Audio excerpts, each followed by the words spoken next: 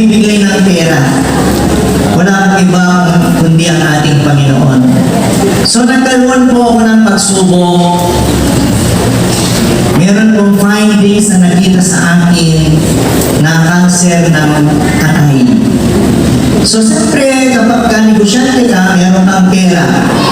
So yun, ilang doktor ko sa Ilagan, lahat ng doktor ko, puro negative na sinasabi.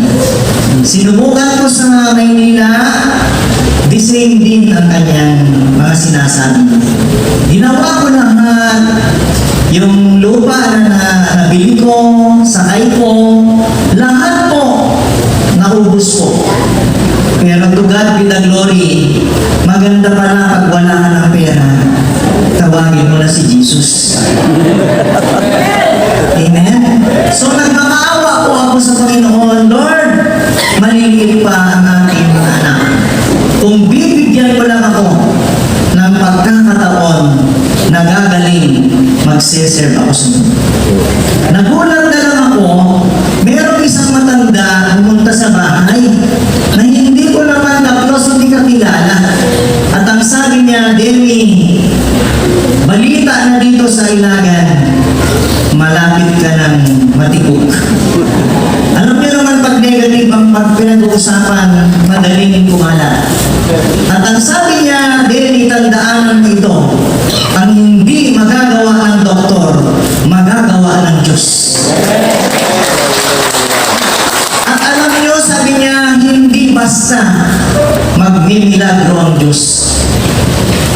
Hanapin mo yung tamang relation mo kay God.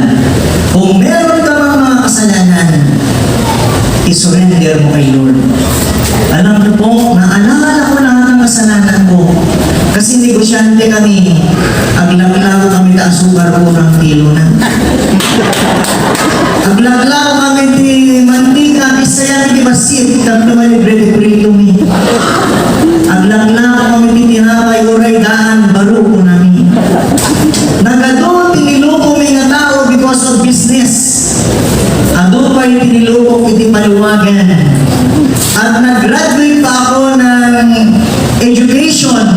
Pero sa totoo lang, anak final pass. Kasi at dati fail na subject ko ida. May magyaman ng taili, haan nga stricto tiregistra. Sir, supatang dito 53, ikang ngati aso, winning mo na. Gusto mo na graduate ang aso. Totoo mo ito. At marami po akong kasalanan. May bisyo akong alak. May bisyo akong sugal. Sigarilyo. At alam niya naman pag may pera, kasama rin ng babae. So ang dami ko pong kasalanan. Pero totoo po yung message kanina. The hindrance of blessing, the hindrance of healing is sin. At noon sinabi ko, Lord, ayaw ko ng kasalanan. Ituwid mo na ako.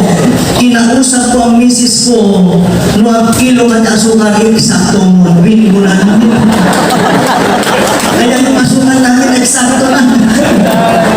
Pero to God be the glory, ilang araw lang, nagulat ako, gumanda ang pakiramdam ko, nagpa-check up ako, wala na akong cancer. Yan po ang ginawa sa Ilagan kung di i-share si Jesus.